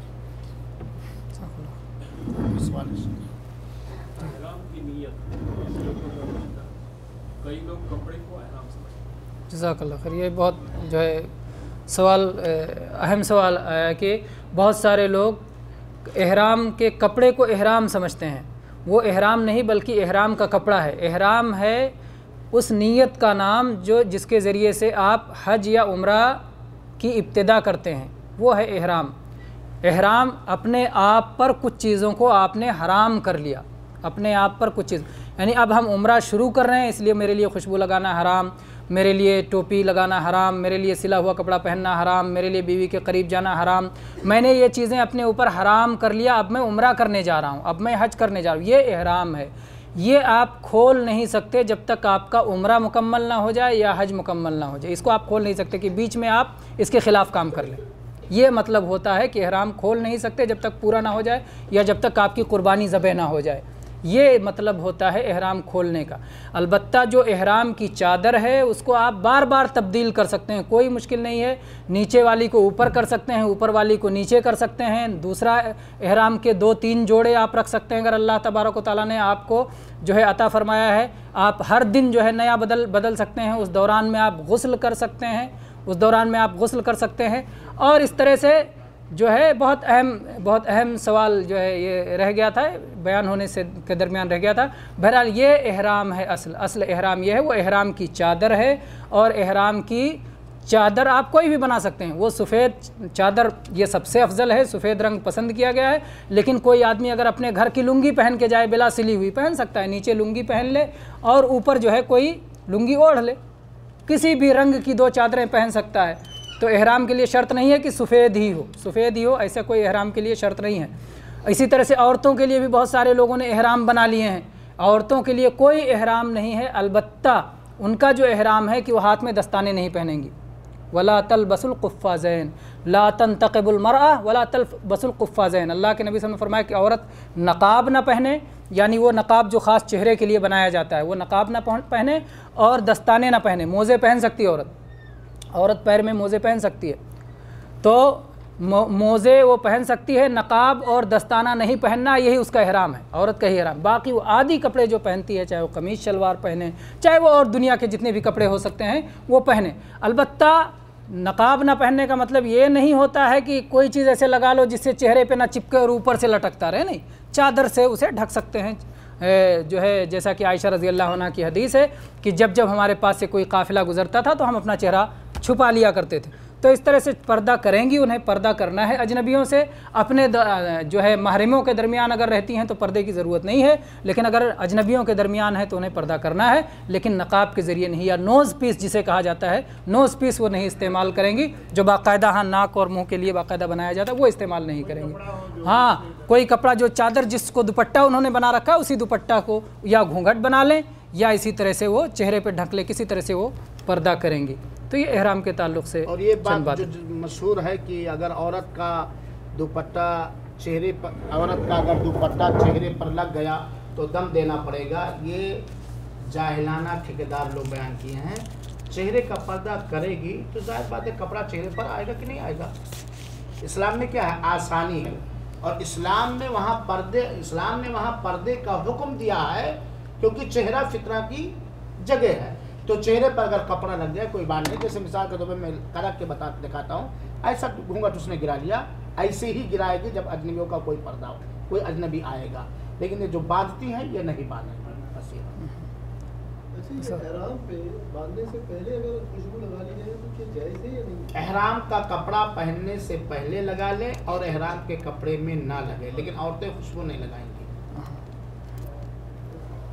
जी, असल में कपड़े के ताल्लुक़ से ही अल्लाह के नबी सल्लल्लाहु अलैहि वसल्लम जो खुशबू की ममानियत जो कही जाती है, अल्लाह के नबी से फरमाया हाजी के लिए वला यलबस सौबन मस्सहु ज़ाफ़रानुन औ वर्स, हाजी कोई ऐसा कपड़ा न पहने जिसमें ज़ाफ़रान या वर्स लगा हुआ हो। ज़ाफ़रान और वर्स ये दोनों इत्र माने जाते थे अरब के, उनके खुशबू माना जाता था। तो आपने कहा कि ये लगा हुआ कपड़ा ना पहने। असल में हज जो है ये ऐशो आराम छोड़ने का काम है, ऐशो आराम छोड़ने की इबादत है।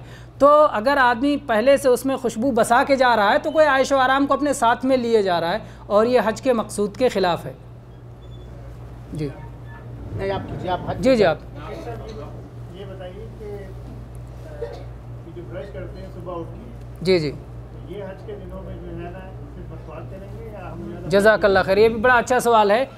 इत्र मना है, खुशबू मना नहीं, दोनों में फ़र्क करें। बहुत सारे लोग समझते हैं कि सेब नहीं खाएंगे उसमें खुशबू होता है, बिरयानी नहीं खाएंगे उसमें खुशबू होता है, साबुन नहीं लगाएंगे उसमें खुशबू होता है। खुशबू नहीं मना है, इत्र मना है, जिसको बतौर इत्र इस्तेमाल किया जाता है, क्योंकि दलील वही है जो मैंने बताया हदीस, मस्सहु ज़ाफ़रानुन और वर्स, ज़ाफ़रान और वर्स एक किस्म की घास होती थी जो अरब बतौर इत्र इस्तेमाल करते थे। तो इत्र मना है, इत्र के अलावा कोई भी खुशबू मना नहीं है जिसमें खुशबू आए। यानी आम साबुन में इत्र थोड़ी होता है, तो आम साबुन अगर आप लाइफ बॉय इस्तेमाल कर रहे हैं या कोई किसी साबुन का प्रचार करने की ज़रूरत नहीं है, जाने दीजिए, साबुन का कोई भी आम साबुनों में इत्र नहीं होता है।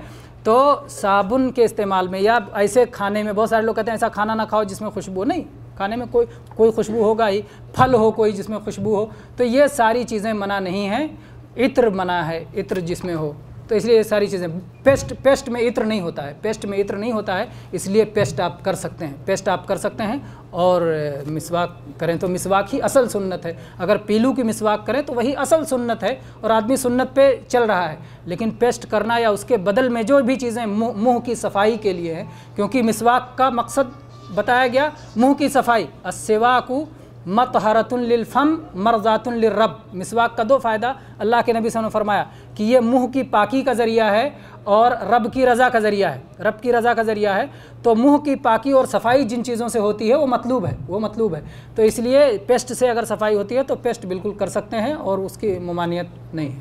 जज़ाकल्लाह। जी आपके सवाल। इस तरह से एहराम की कोई नमाज नहीं है, हाँ, लेकिन लोग वहाँ पर कोशिश پڑھنے کی کوشش کرتے ہیں. ہاں ہاں تو اس کے اوپر بھی ذرا نظر. جزاک اللہ. کہیں گے شیخ؟ اگر کوئی احرام پہننے کے بعد مسجد میں گیا تو تحت المسجد پڑھ سکتا ہے. تحت المسجد مسجد میں جانے کی وجہ سے. اور شیخ صاحب نے تقریر میں بتلایا کہ کس وقت احرام، اگر کسی فرض نماز کے بعد احرام کرے نیت کرے تو زیادہ بہتر ہے. اگر مدینہ میں گیا ہے تو مدینہ میں 2 رکعت پڑھ لے، اور اگر مسجد میں گیا آرام کرنے کے لیے، ٹہلنے کے لیے، تو تحت المسجد پڑھ سکتا ہے. کوئی ایسی بات نہیں. احرام کی نیت سے کوئی نماز نہیں ہے.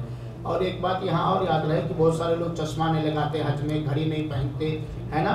تو چشمہ لگانا جائز ہے، گھڑی پہننا جائز ہے. اور ہمارے انڈیا میں تو ہے، اب اللہ جانے پاکستان میں بات ہے نہیں کہ عورتوں سے کنگن اور چوڑی بھی نکلوا دیتے ہیں کہ کہیں خون نہ نکل آئے. خون نکل آئے گا تو دم دینا پڑے گا. تو خون نکلا بھی اور دم خون بھی دے. تو عورتیں چوڑی پہن سکتی ہیں اور عورتیں کنگن پہن سکتی ہیں. اگر خون نکل آئے تو اس سے کوئی دم واجب نہیں ہوتا ہے. بس عورتیں بناؤ سنگار یا زیب و زینت کی چیزیں یا ایسی چیزیں نہ استعمال کریں جس کی آواز غیر محرم تک پہنچے یا جیسی خوشبو غیر محرم تک پہنچے. یہ بات. اور کوئی سوال حج کے تعلق سے؟ اسی کا سوال آیا ہے اس میں کہ گستاخ رسول کی سزا کیا ہے. گستاخ رسول کافر ہے اور اس کی سزا قتل ہے. اپنی گستاخی، اس سے گستاخی کے حساب سے حکم بدل جائے گا. ہو سکتا ہے وہ نیا نیا مسلم رہا ہو، نہ جانتا رہا ہو، تو اس کی سزا قتل نہیں رہے گی. تو حکم کے حساب سے اس کی سزا متعین کی جائے گی. اور اسی سوال میں کسی نے لکھا ہے اگر کوئی گستاخ رسول ہے تو ہم کیا کریں. دیکھیے کچھ چیزیں ہوتی ہیں جس کا نفاذ حکومتوں پر ہوتا ہے. جیسے مثال کے طور پر سعودی عرب میں اگر کوئی گستاخ رسول ہے، گالی دے رہا اللہ کے رسول کا یا کارٹون بنا رہا ہے، تو یہ حکومت کی ذمہ داری ہے کہ اس کے اوپر جو اسلامی طریقے کے حساب سے حد ہے وہ اس حد کو متعین کرے. ہم لوگ کی ذمہ داری نہیں بنے گی. لیکن عام طور پر گستاخ رسول کے ساتھ مسلمانوں کا کیا رویہ ہونا چاہیے؟ میری سمجھ سے اللہ کے رسول کا مسلمانوں کو سب سے زیادہ ادب کرنا چاہیے. ایک آدمی گستاخی کر رہا ہے، ایک ہے یا چند ہیں، ہم جتنے مسلمان ہیں اللہ کے رسول کا احترام بڑھا دیں.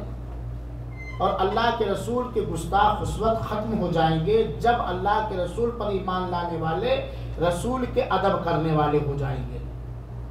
سب سے پہلی چیز کہ ایسے موقعوں پر، خاص طور پر جب رسول اللہ صلی اللہ علیہ وسلم کے خلاف فلمیں بنائی جا رہی ہوں یا وہی چوچو بنایا جا رہا ہو یا گالیاں دی جا رہی ہو یا کوئی رنگیلا رسول لکھ رہا ہو، ایسی صورت میں خاص ہمیشہ اور ایسی صورت میں خاص طور پر ہمارے علم کے حساب سے مسلمانوں کو چاہیے کہ اپنے نبی کا خاطر خواہ احترام اور ان کا ادب کریں. خاطر خواہ جتنا ہو سکتا ہے. جیسے صحابہ کرام سب کچھ برداشت کر لیتے تھے.